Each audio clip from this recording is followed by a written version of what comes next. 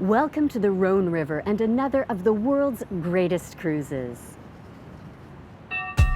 I'm Lynn Elmhirst, a travel journalist with a deep passion for sailing the high seas. Navigating timeless routes on a world that's 70% water, cruising may be the most authentic way to travel. Not to mention its spectacular scenery, fascinating ships, maritime traditions, and local people and cultures. Join me on the world's greatest cruises.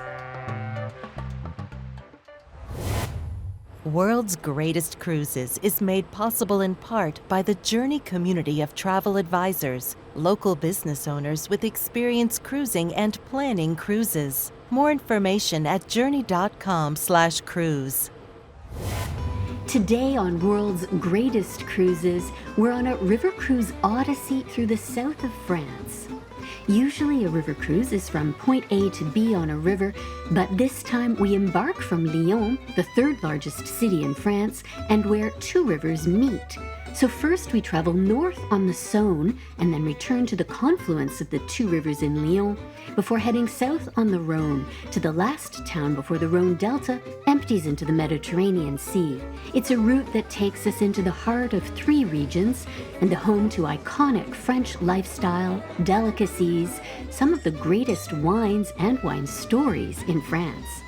You could drive the length of this route in less than a day, but the Rhône was the original highway through the south of France, dating back over 2,000 years to the Romans. So our week-long river cruise gives us an authentic, ancient perspective and brings us into the heart and soul of places you might not otherwise experience except from the river.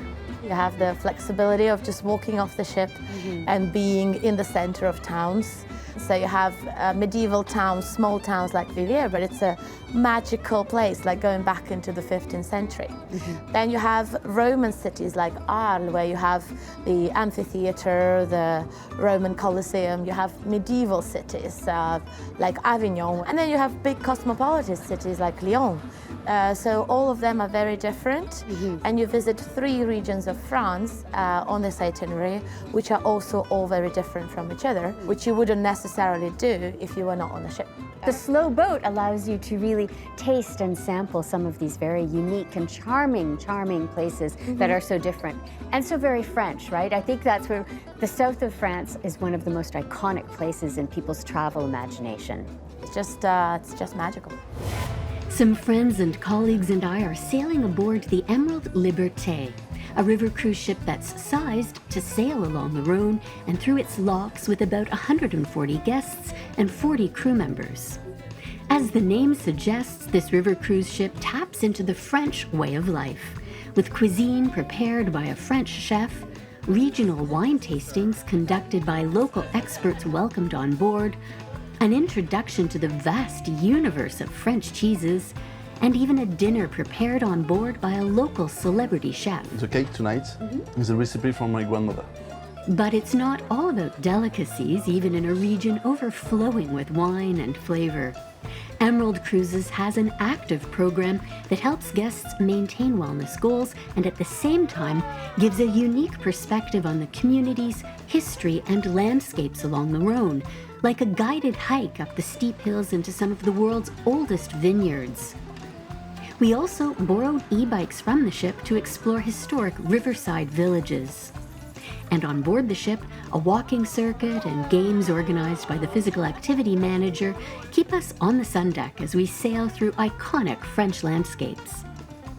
The light-filled, contemporary urban design of the Emerald Liberté even includes an infinity pool so we can do our laps without missing any of the scenery floating past. When the Romans expanded into what's now France, they used the Rhône to make their way from the Mediterranean into the heart of their new territory. A hike or a ride on the world's oldest funicular to the top of one of Lyon's hills reveals why the Romans decided to stay here and how Lyon established itself as one of France's top cities. So tell us about how the geography created Lyon. So two rivers and two hills, and the Romans thought, aha, this is a good place. Yes, they said we need to be on the top of one hill. They found that Fourvière, so the old Forum, was the best to overlook all the valley. So the Fourvière, this Yes, hill, was yeah. the original Roman settlement. Exactly, the Roman settlement, the city center, yeah. And so you can still, which is amazing today, see 2,000-year-old Roman ruins here in Lyon. Yes.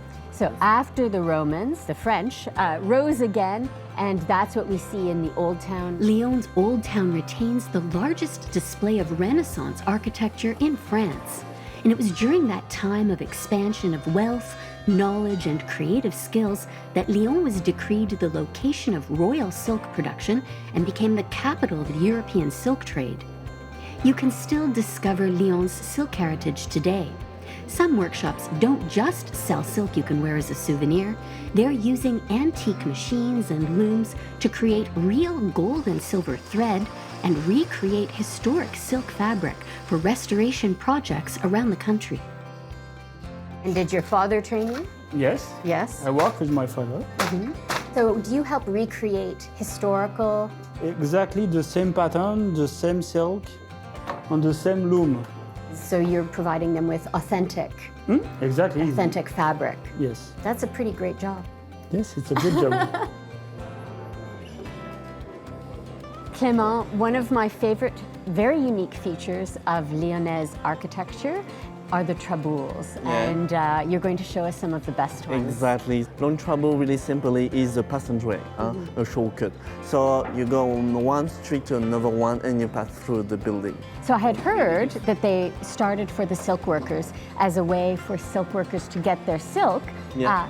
between down to the river, from Yeah. the silk district down to the river where they could be shipped throughout the world without getting them wet. But you say also many uses since then for the resistance during the wars and also just for residents now. These are people's real buildings. So still people live in the old towns, live in the Traboules. There are more than 400 Traboules in the old town. Each one there are people that live there. Here we go. Yeah. And here we are. Lyon's largest square has a statue any book lover like me will want to visit. The Little Prince is the world's most translated book after the Bible, and the charming, touching, and deceptively childish story was written by Lyon native and French aviation pioneer Antoine de Saint-Exupéry. There's even a bookstore right across the street. So of course I had to get my very own copy of The Little Prince. This one is for my new little nephew. On board the Emerald Liberté that evening before we sailed, we got more insights into silk production in Lyon, with a local studio invited on board to explain the silk screening process of dyeing elaborate prints onto fabric.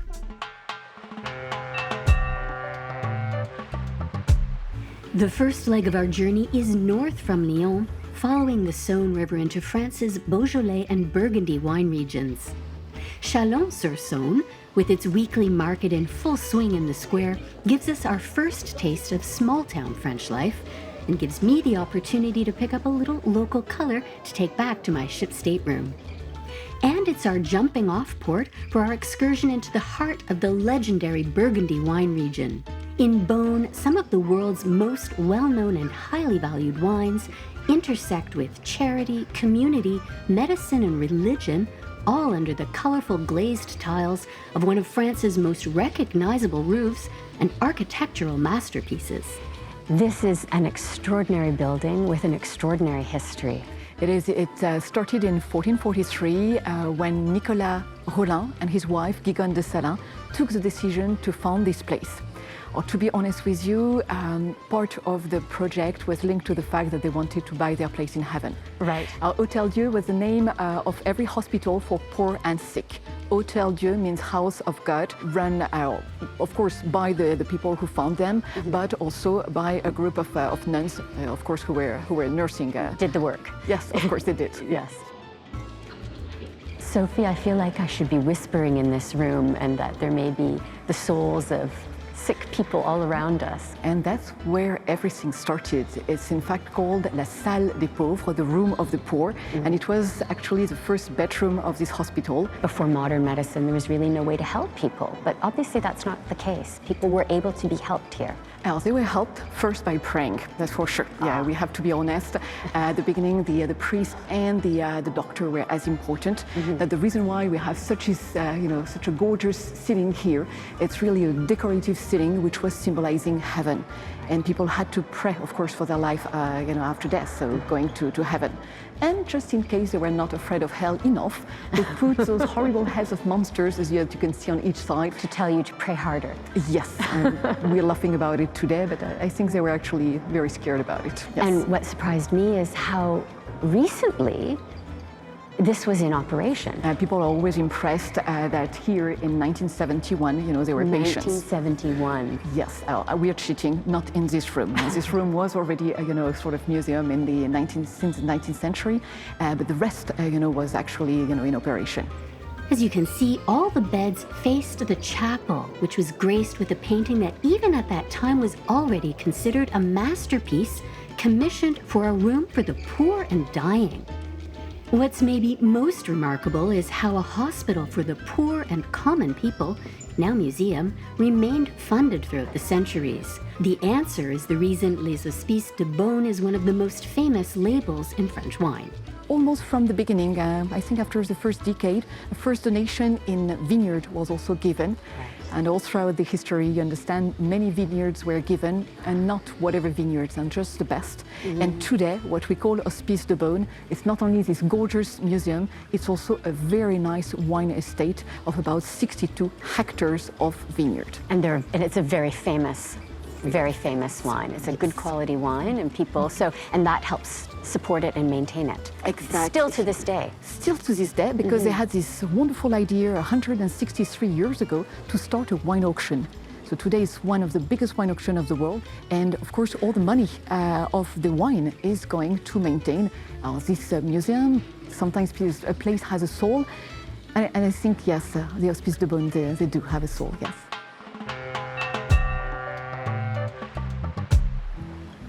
On a ship, maybe more than in any other type of space, every square inch counts.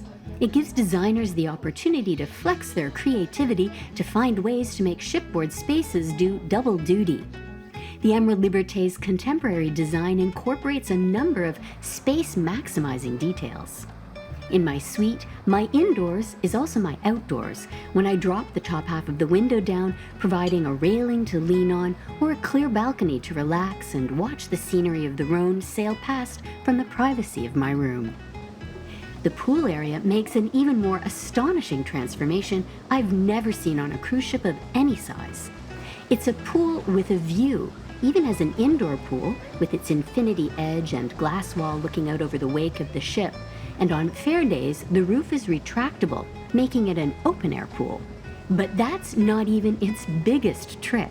In the evenings, the pool can disappear altogether to be transformed into a cinema for movie nights, complete with popcorn.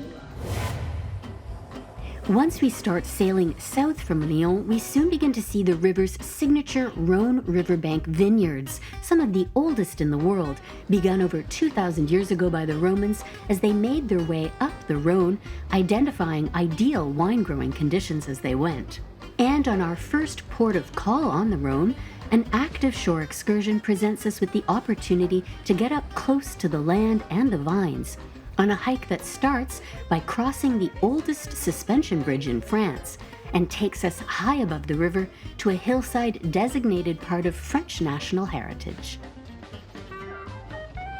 We are here at the Hermitage Vineyards. And tell us why that's such a famous name. There was a knight who came and he settled up here, and all he wanted to do was become a hermit. So he settled on top of the hills. Ryan was just saying that. I could hang out in there. He settled on top of the hills over there. You see that chapel? Yes. He became a hermit, and this is why the vineyard here is called the Hermitage. Ah, I didn't know that was the origin of the name. And what about the wine? So why is the wine so famous? Well, the wine is also very famous because it's good wine. It's good wine. It's the soil. To make good wine, you need good soil. We call it terroir. Right. We have the soil, we have the exposure to the sun, we have the cold climate as well. And love. And love, And a of good course. winemaker, A yes. good winemaker, otherwise you would end up with vinegar. Right. There's only one red grape variety over here, and that is the Syrah or the Shiraz grapes. And do you have a favorite one? I do love the Hermitage wine, of course. Are you kidding? But you know, it's very, very expensive. Yes, I do love Special the occasions. special occasions. Yes. A local wine expert was invited on board the Emerald Liberté to reveal some of the secrets of the wines of the northern Côte de Rhône region. So many people take this cruise on the Rhône because they love wine. Yeah, right. like Ryan and I do. Exactly. Yes, and in fact, I think that's how I convinced him to come all together. Yeah. And we're in the perfect place to be tasting Oh yes, wine. you are. Right in the heart of the northern Rhône Valley. Right. And so what's here in So in here, Hermitage area? for the whites, we have two very old traditional grape varieties, which are Marsanne and Roussanne. And then for red wines, we have Syrah is really the king and queen of the region because it was born in the region in the northern Rhône Valley. So tell us about this wine. So this wine is made of 100% of Viognier. So Viognier is a very charismatic variety, very aromatic, very expressive. It gives lots of body to the wines. So fresh. Yeah. That would be the word that I would use. Yeah. Yes, fresh because of those heavy flower and fruit notes. You even have more sensation of freshness because of the salivation and the acidity. I would very much to enjoy just to drink this on a sunny day. Exactly. Not necessarily paired with food, just being, say, on the sun deck, and now we're shifting to red. We've moved into the Syrah world. So this time it's a 2020 vintage. It's said to be one of the best, or maybe the best vintage of the century, though the century has only just started, but really 2020 was really nice and representative of the Rhône Valley style. Lots of heat, still some freshness, so it's a nice balance. So this is typically the kind of wine for a great barbecue, summer barbecue when it's hot. I think I can smell some pepper already. When you inhale, your nose gets a little... You have some pepper, you have some... you have a mix of what I said, the red berries, but also the dark berries. You feel the heat, the ripeness. It's got a great finish too. Yes, yes, Right? it's not that simple. Right. And because it's it's sophisticated, simple. I think. Yeah. How I would describe it. It feels it's easy. And for the third wine, we have a cru this time. One of the cru. We have 17 cru in the northern Rhône, in the Rhône Valley. The nickname of the Gros Hermitage wine is the Friends wine, so it needs to be easy to drink. Bold is a That good is. way of describing it. Yes. So of the three, Ryan, which is your favorite wine? This one is. Oh, certainly this one. Yes. All right. This is the one that I would bring good friends over, that I want to Oh, spend yeah. more time with. Oh yes, Yes, sure. yes. Around the table. Yeah. Exactly. I'd invite you over to drink this Thank you, one. Lynn. Actually, I'd invite you over to drink any of these wines. And you too, Pierre-Jean. Thank you so much. Thank Lovely you so to meet much. you. Thank you. Cheers. Wine and cheese may be the world's longest gastronomic marriage. The French have been making cheese for as long as wine, and the pairing's a fundamental part of French hospitality that's pretty much gone global. French President Charles de Gaulle famously once asked, "How can you govern a country that has 246 varieties of cheeses?" Well, he actually underestimated that number. There are, in fact, over 1,200 varieties of cheese produced in France today. But on board the Emerald Liberté one evening, the chef and Diana gave guests a crash course in French cheeses that introduced us to the different ingredients, techniques, textures, ages, and flavors of one of everybody's favorite French foods, complete with wine, of course. The French understand that the good life isn't a never-ending wine and cheese party. Ryan, I'm glad you suggested this early morning bicycle ride before we left Viviers. It's about balance, so we tried to follow that example, borrowing the ship's e-bikes during our call in the picture-perfect medieval village of Viviers. I really love this active way of experiencing French life. I agree 100% with you. Look it up on top of that horizon there. Yeah. That's actually beautiful, my goodness. Absolutely stunning. Yeah. Shaking hands with history here. Yes, exactly. And there are the church bells. church bells are always so welcoming, I find.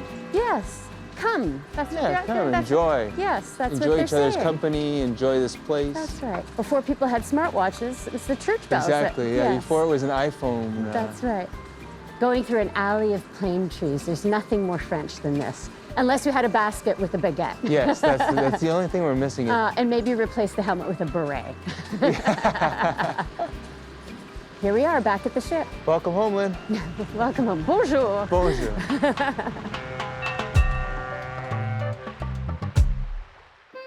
Further south on the Rhône in Avignon, the river gives us the essential view of the city. Its famous bridge ruins, medieval stone ramparts, and the papal palace that was the headquarters of Catholic popes during the Middle Ages. While guests were off the Emerald Liberté discovering Avignon, the culinary culture of Provence was coming on board in the form of a visiting celebrity French chef arriving with provisions to prepare a dinner inspired by his Provençal roots. Many people maybe think of trying local cuisine off the ship. Tonight we get to try local cuisine on the ship. I think it's a very clever concept because it's better to bring one person than 100 people go out. What was your inspiration for your cuisine at your restaurant and here tonight for dinner?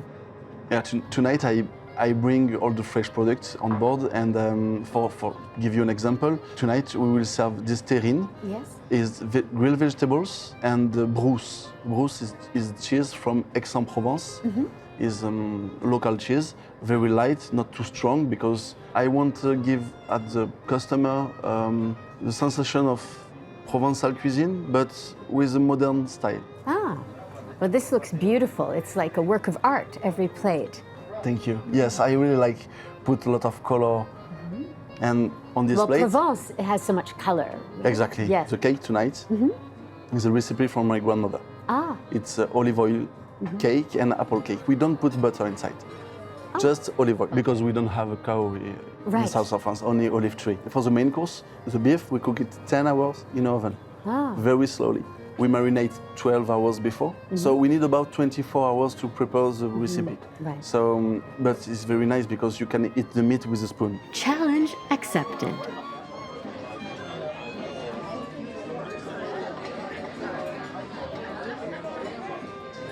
Chef, I ate your beef with a spoon. It was fantastic. Thank you, Chef. Our final port of call on our cruise down the Rhône River was the first stop for Romans coming up from the Mediterranean. Over 2,000 years later, their legacy dominates Arles, and we can discover it all just walking off the Emerald Liberté, docked along the crescent-shaped quay. Good morning, Raffaella. Good morning, Lynn, and welcome to Arles. Do you know what I love about Arles? Is you can see so much of the old town of Arles from the river. It's a pretty old town. It was founded on the order of Julius Caesar in 46 BC.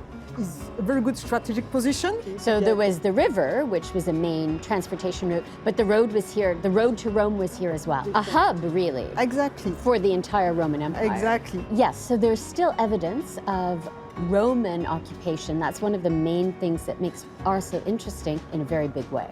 When you walk through that archway and into the arena, you can't help but just say, wow. It is a wow, it is a wow. The capacity was 20,000 seats. It was pretty ambitious for a little colony like Arles. So things still happen here. It's still used for its original purpose over 2,000 years later. So first of all, it's still standing and it's still usable. This isn't a monument that is just looked at. It's a monument that is still part of life here in Arles. It's a very important monument for us, absolutely, yes. And I love when you're looking around, you can see hints of outside the arena in Arles with towers and so on. That's definitely not Roman, so you get that sense of being in Arles and that sense of history after the Romans as well. And outside of the arena, so there are galleries and so on that give you a wonderful view. And can we go see some of those? Absolutely. Up, up, up. You said this is a very special place for you. Yes, this is absolutely, to me, the most beautiful place of this arena. This is where I felt in love with the Roman monument. Over a last glass of wine aboard the Emerald Liberté, we get a final taste of local Provençal culture with a troupe of folk dancers and musicians coming on board to share the heritage they continue to preserve. Along with the sights, vineyards, and cuisine that have captivated me during our river cruise, it reminds me why there's no place like Rhône. Until next time on World's Greatest Cruises, wishing you fair winds and following seas. More information about World's Greatest Cruises and the ship and ports of call featured in today's program on our website at www.worldsgreatestcruises.com.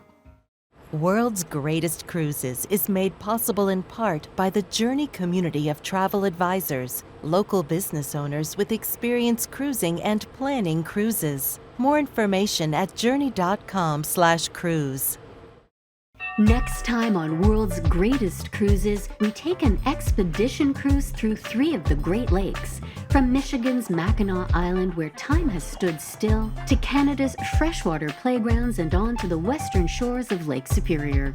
We explore the Great Lakes from the ship by kayak, Zodiac, special operations boats, and even submarine. And we delve into Indigenous and fur trapper history.